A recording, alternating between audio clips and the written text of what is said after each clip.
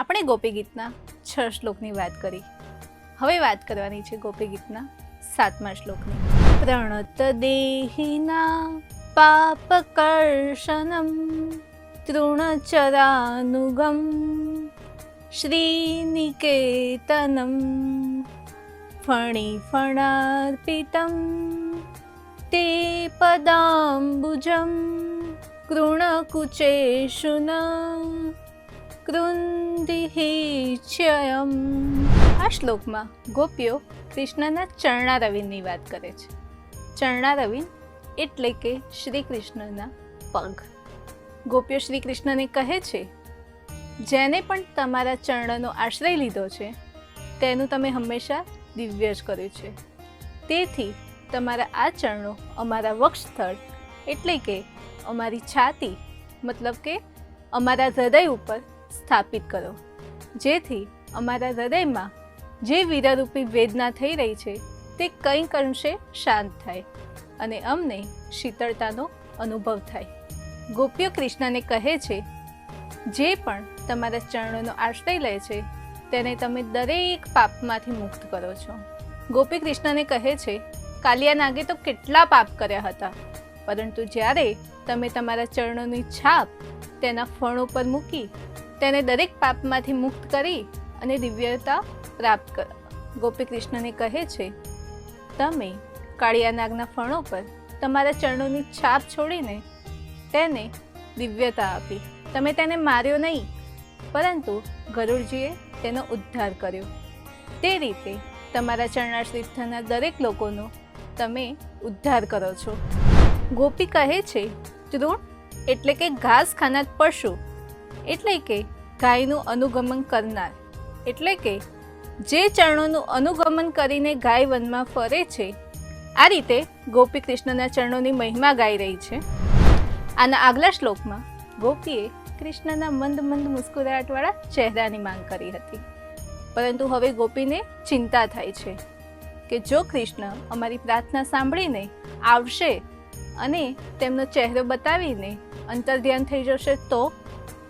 તેથી આ શ્લોકમાં ગોપીઓ કહે છે કે તમે તમારા ચરણોનો આશ્રય અમને આપો. હવે જોઈએ ગોપીનો ગોપીભાવ. આ શ્લોકમાં ગોપી કૃષ્ણને કહે છે, જો કોઈ વ્યક્તિને કોઈ અંગમાં કાંઈ વાગ્યું હોય કાં તો પીડા થતી હોય તો તેના ઉપર મલમ લગાવવો પડે, જેથી તેને પીડા શાંત થાય. તો ગોપી કહે છે, અમને પણ હૃદયમાં વીરરૂપી પીડા થઈ રહી છે, તો આ પીડાની દવા શું? આ વીરરૂપી પીડાની દવા છે તમારા ચરણારવિંદ. તમે આવો અને તમારા ચરણારવિંદ અમારા વક્ષ સ્થળ ઉપર સ્થાપિત કરો, જેથી અમારા હૃદયમાં થઈ રહેલી વીરરૂપી પીડામાં થોડી શાંતિનો અનુભવ થાય.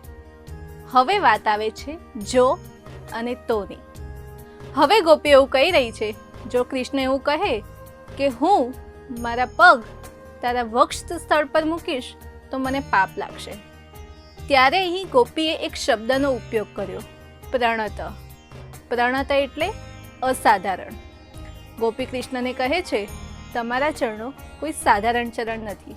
જે રીતે તમે કાલિયા અને નલકુંવર જેવા પ્રાણીઓને પાપમાંથી મુક્ત કર્યા, તે રીતે તમારા ચરણો અમારા વક્ષ સ્થળ પર મૂકીને અમને પણ દિવ્યતાની પ્રાપ્તિ કરાવો. હવે ફરી ગોપી કહે છે, જો કૃષ્ણ આપત્તિ કરે કે તારા વક્ષ સ્થળ તો કઠોર છે અને ત્યાં ચરણ મૂકવાથી મને પીડાનો અનુભવ થશે. ત્યારે આના જવાબમાં ગોપી તૃણચરાનુગમ કહે છે, તમારા ચરણો તો ગાયોની સાથે વનમાં તેને ચરાવવા લઈને જાઓ ત્યારે તેમાં નાના મોટા નુકીલા એવા સ્થળ પર ચરણ મૂકવા કરતાં વધારે કષ્ટદાયી અમારા વક્ષ સ્થળ પર ચરણ મૂકવા કષ્ટદાયી ન હોઈ શકે. હવે ગોપી કહે છે, જો કૃષ્ણ એવું કહે કે તું તો અજ્ઞાન છે તેથી તારો સંગ ન કરવો જોઈએ, ત્યારે આના જવાબમાં ગોપી કહે છે, તમે તો ગાય જેવા અજ્ઞાન પશુનો સંગ કરો છો, તેના કરતાં તો વધુ જ્ઞાની છીએ ને. ત્યારે કૃષ્ણ જેવું કહે કે ગાય અજ્ઞાન કઈ રીતે, તો ગોપી કહે છે કે ગાય આગળ 32 પકવાન કે કોઈ મિષ્ટાન મૂકો અને તેની આગળ કૂણું કૂણું ઘાસ મૂકો તો પણ ગાય તે ઘાસ જ ખાશે. તો તેનાથી મોટું અજ્ઞાન કોણ હોઈ શકે? આ રીતે ગોપી અલગ અલગ રીતે કૃષ્ણને મનાવવાનો પ્રયત્ન કરી રહી છે.